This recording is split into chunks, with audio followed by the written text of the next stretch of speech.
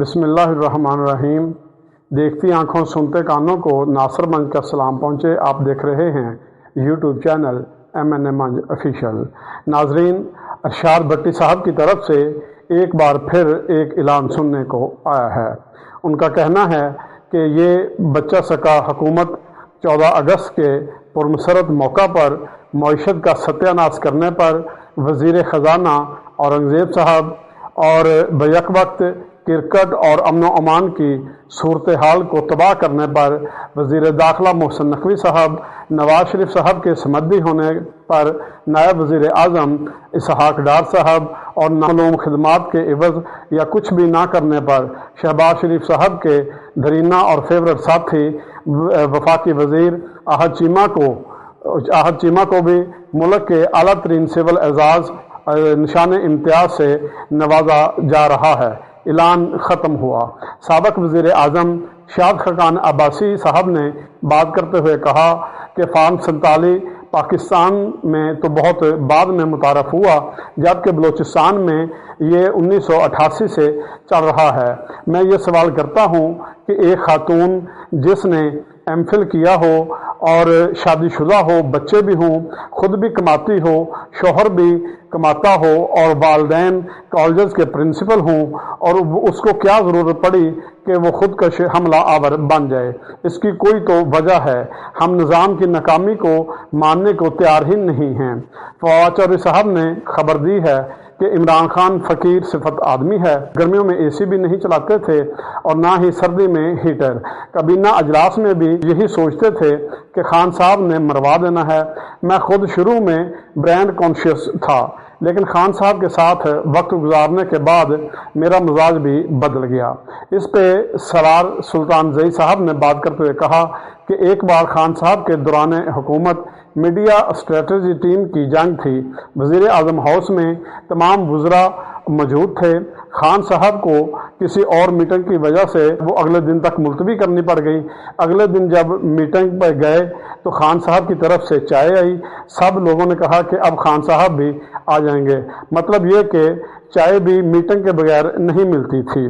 صحافی و تجزیہ کار حبیب اکرم صاحب نے بات کرتے ہوئے کہا، عمران خان جیل میں ہیں، ان کی جماعت ملک کی سب سے بڑی سیاسی قوتوں میں شامل ہے، ان کے چاہنے والے لاکھوں میں نہیں بلکہ کروڑوں میں ہیں۔ ان کا نام لینے پر پابندی لگا کر ان کی سیاست کو ختم نہیں کیا جا سکتا، البتہ پوری سیاسی گفتگو غیر متعلق ضرور ہو جاتی ہے۔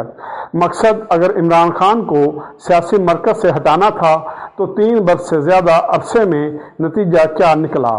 ٹیلی ویژن پر نام کم ہوا تو سوشل میڈیا پر چڑھ گیا، رہنما جیل گیا تو سارا کچھ اس کی رہائی کے ساتھ گھومنے لگا، پارٹی کو محدود کیا گیا تو آزاد امیدواروں کے ذریعے انتخاب لڑا، صحافت پر دباؤ بڑھا تو سیاسی افواہ اور غیر مصدقہ معلومات کے لیے جگہ زیادہ ہو گئی۔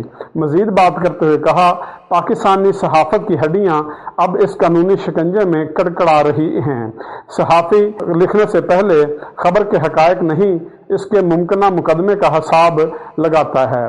اسی طرح اینکر سوال پوچھنے سے پہلے ہی وہ سامنے بیٹھے شخص کی ناراضگی کہاں تک پہنچتی ہے اس چیز کو سوچتا ہے۔ یوٹیوبر ویڈیو اپلوڈ کرتا ہے تو اس کے ذہن میں نوٹس بھی ہوتا ہے۔ ادارہ خبر چلاتا ہے تو مدیر یہ نہیں پوچھتا کہ خبر درست ہے یا نہیں، اسے بھی دیکھنا پڑتا ہے کہ خبر درست ہونے کی قیمت کتنی ہے۔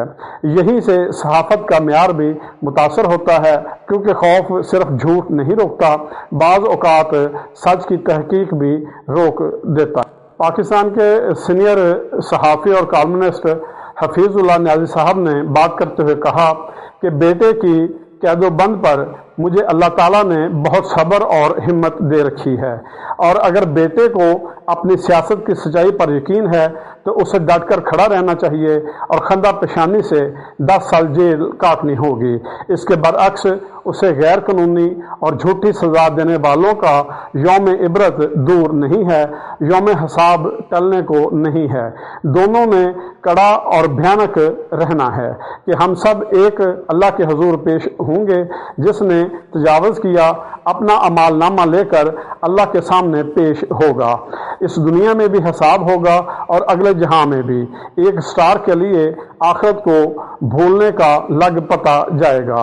कालम नगार और तजिया नगार हसन निसार साहब ने पिंकी कोकीन वाली की बरियत पर बात करते हुए कहा, आन अली बचकर मुल्क से बाहर चले गई तो सिस्टम पिंकी का भी कुछ नहीं बिगाड़ सकेगा। अवाम के अलावा हर किस्म के डीलरों, चाहे वो आम डीलर हों, वो ठग डीलर हों, ड्रग डीलर हों, यहाँ हर किस्म के डीलरों की बरियत यकीनी है। मगर हुसैन का जुमला है कि मीर मुर्तज़ा भुट्टो का केस हो या मीर रज़ा का केस, यहाँ ना इंसाफी ही इंसाफ है। माजन निज़ामी साहब ने बात करते हुए कहा कि इंडिया में बहुत कम ऐसी शख्सियात हैं जिनको 3 सिविल अवार्ड मिले हों। उनमें लेजेंडरी क्रिकेटर सचिन तेंदुलकर जैसे नाम आते हैं। सियासतदानों और जर्नैलों, ब्यूरोक्रेसी का हिसाब तो बहुत बाद में होगा। हमारे यहाँ तो इस्लामाबाद के एक पोस्ट सेक्टर के हकीम साहब 3 सिविल अवार्ड, तमगा इम्तियाज़, 17 इम्तियाज़ और हलाल इम्तियाज़ ले उड़े हैं।